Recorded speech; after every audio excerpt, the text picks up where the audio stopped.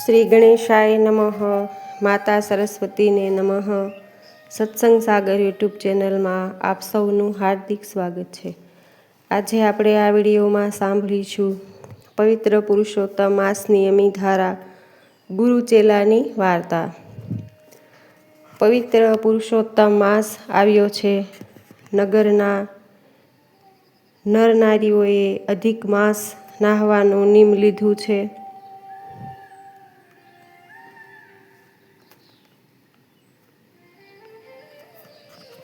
એ સર્વે નદીએ નહાય છે, કાંઠા ગોરમાની પૂજા કરે છે, ગીત ગાય છે, બ્રાહ્મણોને દાન દક્ષિણા આપે છે. આજ નદીને કિનારે એક ગુરુ અને શિષ્ય રહે.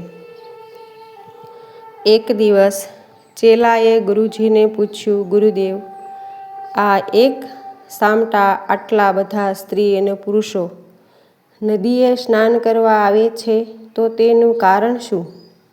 ગુરુ કહે, ચેલાજી, અત્યારે અધિક માસ ચાલે છે અને અધિક માસમાં નદીએ સ્નાન કરવાનું ઘણું મહાત્મ્ય છે.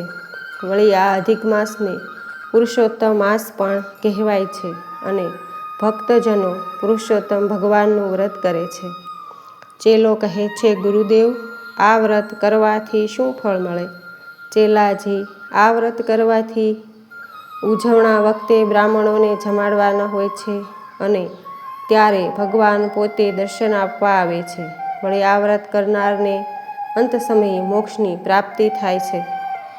ગુરુજીના મુખે પુરુષોત્તમ વ્રતનો મહિમા જાણી ચેલાને પણ પુરુષોત્તમ વ્રત કરવાની ઈચ્છા થઈ.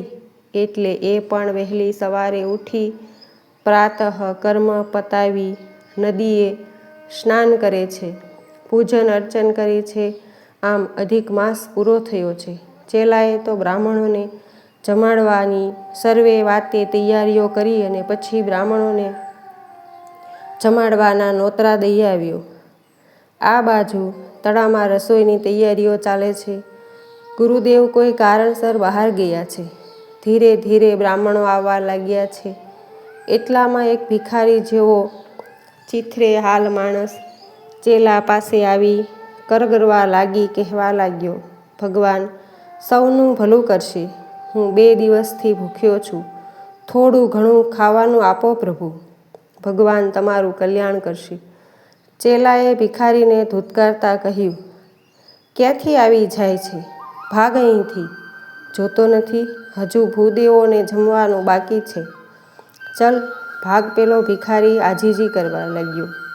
આથી ચેલાને બહુ ક્રોધ આવ્યો. હાથમાં દંડો લઈને ભિખારીને ફટકારતા બોલ્યો, ભાગ અહીંથી, નહીંતર ભિખારીને મારીને ભગાડ્યો.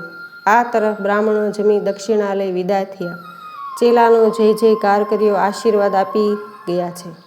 ચેલાને જમવાનું બાકી છે. વિચારે છે ભગવાન આવીને દર્શન આપે પછી જમવું. એટલામાં ગુરુજી આવે છે. ચેલો ગુરુ પાસે જઈ કહે, ગુરુદેવ, ભગવાન હજુ સુધી દર્શન આપવા કેમ આવ્યા નહીં? ગુરુદેવ કહે, કોઈ આવ્યું હતું?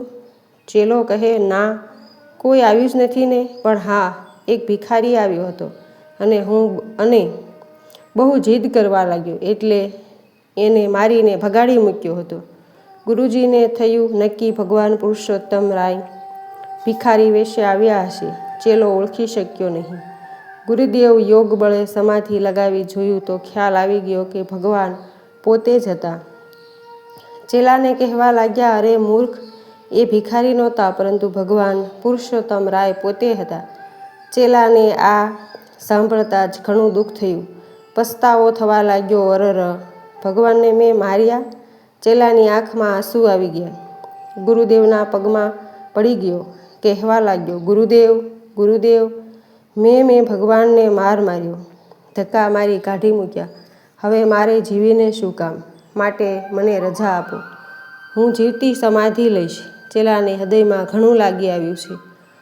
ગુરુજીને ચેલા ઉપર દયા આવી ગઈ. આંખો બંધ કરી ભગવાન પુરુષોત્તમ રાયને કહેવા લાગ્યા, પ્રભુ, ચેલો આપને ઓળખી શક્યો નહીં, એના ઉપર કૃપા કરો.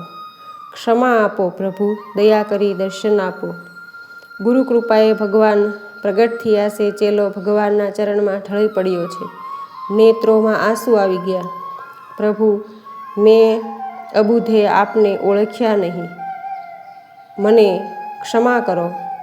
ભગવાને ચેલાને ઊભો કર્યો, પરંતુ ભક્ત પાસે આવું છું એટલે હવે પછી ક્યારેય કોઈને ધૂતકારીશ નહીં, કોઈનું અપમાન કરીશ નહીં. બને તો આવકાર આપજે, શક્તિ હોય તો ભોજન કરાવજે, દાન કરજે, અને તારાથી નાશ થઈ શકે તેમ હોય તો આવનારનો અનાદર કરીશ નહીં. 2 હાથ જોડી કહેજે, આપની માંગણીનો હું સ્વીકાર કરી શકું એવી મારી શક્તિ નથી, માફ કરજો. આટલું કહી ભગવાન ચેલાને દર્શન આપી આશીર્વાદ આપી અંતર ધ્યાન થયા છે.